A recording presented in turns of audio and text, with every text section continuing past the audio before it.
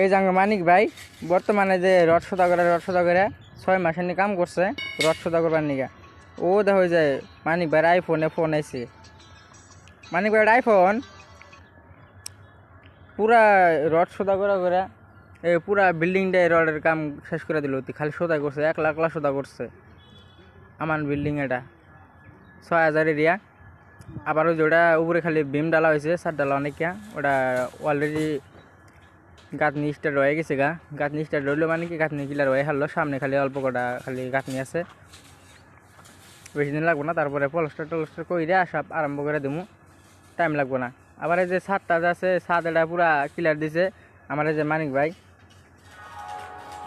Rod সোদা করে ফেলে পুরা স্পার্ট আছে, তাই না মানিক ভাই? দিনে হয়তো কয় বান্ডিল করে সোদা করো? 4-5 বান্ডিল করে সোদা করে পুরা স্পার্ট। একবার মুখটা